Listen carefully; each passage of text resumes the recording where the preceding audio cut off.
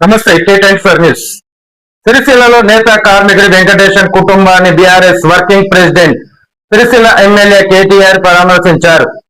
కుటుంబ సభ్యులను ఓదార్చిన కేటీఆర్ న్యాయం జరిగే వరకు అండగా ఉంటామని హామీ ఇచ్చారు. ఘటనపై పూర్తి స్థాయి విచారణ జరిపి వాస్తవాలను వెలుగులోకి తీసుకురావాలని అధికారులను కోరారు. ఎలాంటి రాజకీయ ప్రభావానికి లోన్ కాకుండా విచారణ కొనసాగించాలని సూచించారు. బాధిత కుటుంబానికి ఇళ్లు నిర్మించి ఇస్తామని వెంకటేశం కుమార్తె విద్యా భవిష్యత్తుకు తన వంతు సహకారం అందిస్తానని కేటీఆర్ తెలిపారు. చూస్తూనే ఉండండి మరిన్ని అప్డేట్ కోసం K24 న్యూస్.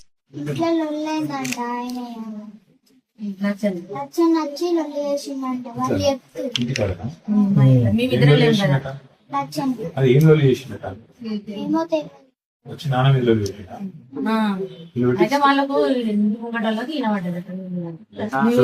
ఒక్కడే ఉన్నాడు. ఆ సమయంలో పనికి పోయింది లక్ష్మణ్ అని మార్గం చదువు గాని పాప పెళ్లి గాని మొత్తం నేను చేస్తాను. మీకు ఆ విషయంలో మీకు ఆమె పేరు మీద ఫిక్స్డ్ డిపాజిట్ చేపిస్తాను. ఇప్పుడు ఫిక్స్డ్ డిపాజిట్ చేపిస్తా, చదువు కూడా మొత్తం నేను చూసుకుంటాను.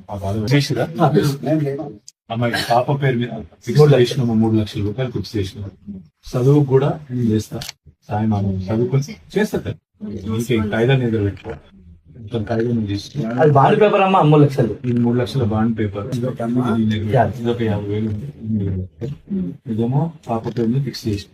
ఇంకా కూడా పాప చదువు కూడా స్కూల్ ఏదైతుందో నేను మాట్లాడతా, అది కూడా నేను చూసుకుంటాను. ఈ చిన్నారి పాప అమ్మాయి పేరు ప్రసన్న, 11 ఏళ్ళు వయస్సు, 5th క్లాస్ చదువుతా ఉంది. ఇవాళ క్షుద్ర రాజకీయాల వల్ల, చిల్లర రాజకీయాల వల్ల ఈ పాప తన తండ్రిని కోల్పోయింది. ఉద్దేశం ఏంది? ఎందుకు వాళ్ళ తండ్రి చనిపోయినారు? ఒక్కటే ఒక్క కారణం, ఏదన్నా చేసి రాజకీయ లబ్ధి పొందాలి, అవసరమైతే మనుషుల ప్రాణాలు తీసైనా సరే, చంపేసైనా సరే రాజకీయంగా బదనాం చేయాలి అనే ఒకే ఒక్క చిల్లర ప్రయత్న భాగంలో ఇవాళ వెంకటేశం గారు మన మధ్యన లేకుండా పోయినారు. వాళ్ళ భార్యని, వాళ్ళ తల్లిని, వాళ్ళ పాపని అనాథన చేసి ఇవాళ ఆయన పోయినాడు. నిజంగా రాష్ట్ర రాజకీయాల్లో 20 ఏళ్ళుగా నేను కూడా ఉన్నా. ఇంకా చాలా మంది పెద్దలు ఇక్కడ ఉన్న వాళ్ళు నాకంటే సీనియర్లు కూడా ఉన్నారు.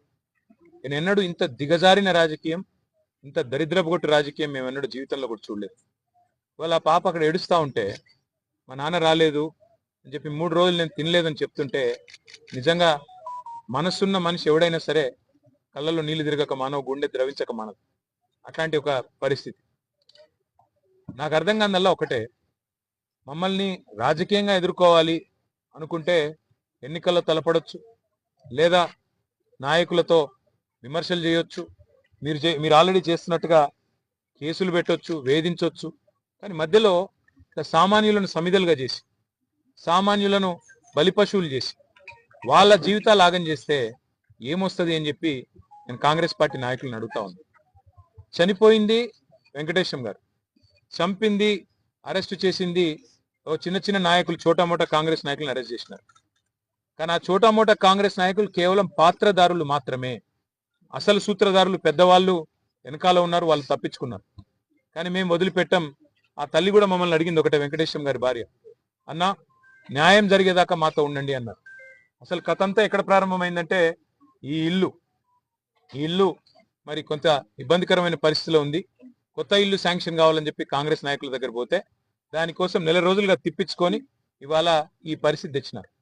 అందుకే నేను ఇప్పుడే కలెక్టర్ గారికి మాట్లాడి చెప్పాను, ఒకవేళ మీరు ఇస్తారా ఇవ్వండి, లేదా మేము మా పార్టీ తరఫున ఇల్లు కట్టిస్తాము, మీరు అడ్డం రాకండి అని చెప్పినాను. రెండవది, ఒక 3 లక్షల రూపాయలు ఆ పాప మరి పెరిగిన తర్వాత, ఇప్పుడు 11 ఏళ్ళ పాపకి, మేజర్ అయిన తర్వాత 18 ఏళ్ళ తర్వాత అది మెచ్యూర్ అయ్యేటట్టు ఒక 3 లక్షల రూపాయలు పాప పేరు మీద డిపాజిట్ కూడా చేశాం. దాంతోపాటు ఆ పాప చదువులకు ఆటంకం కలగకుండా, అమ్మాయి ఏ స్కూల్లో అయితే చదువుతుందో, ప్రస్తుతం 5వ తరగతిలో ఉంది, ఆ స్కూల్ యొక్క కరెస్పాండెంట్తో కూడా నేను మాట్లాడాను. 10th వరకు మొత్తం అన్ని రకాలుగా ఎలాంటి ఫీజు కానీ ఇంకోటి కానీ లేకుండా నేను పర్సనల్గా బాధ్యత తీసుకుంటా అని చెప్పి, నా పాప తర్వాత ఏం చదువుకుంటా అన్న కూడా నేను చదివిస్తా అని చెప్పి కూడా ఆ తల్లికి మాట ఇచ్చింది. అట్లాగే కొంత ఆర్థిక సాయం కూడా, వారికి తక్షణ ఆర్థిక సాయం కింద కూడా కొంత పార్టీ తరఫున చేయడం జరిగింది. కానీ బాధ అనిపిస్తా ఉంది, ఇవాళ రాష్ట్రంలో ఎన్నడూ ఇలాంటి చిల్లర రాజకీయం, ఇంత చిచోర రాజకీయం మేము ఎన్నడూ చూడలేదు.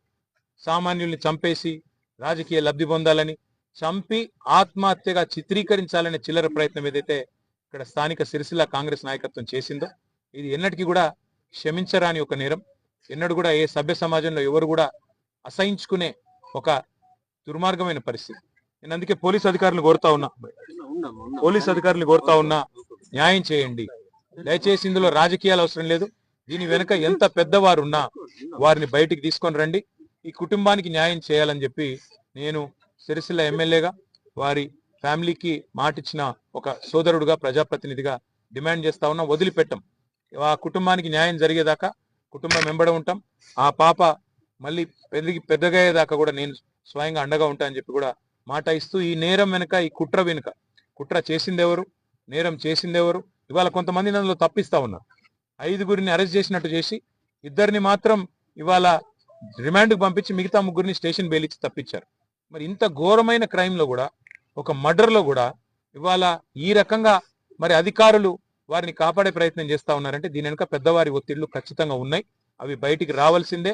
వారికి న్యాయం జరిగేదాకా వదిలిపెట్టము, తప్పకుండా వెంబడబడతామని చెప్పి మళ్ళొకసారి తెలియజేస్తూ, మీడియా కూడా మరి నిన్న మొన్న ఈ విషయం వెలుగులోకి తీసుకురావడంలో చాలా సహకరించింది, వాస్తవాలు బయట పెట్టడంలో సహకరించింది.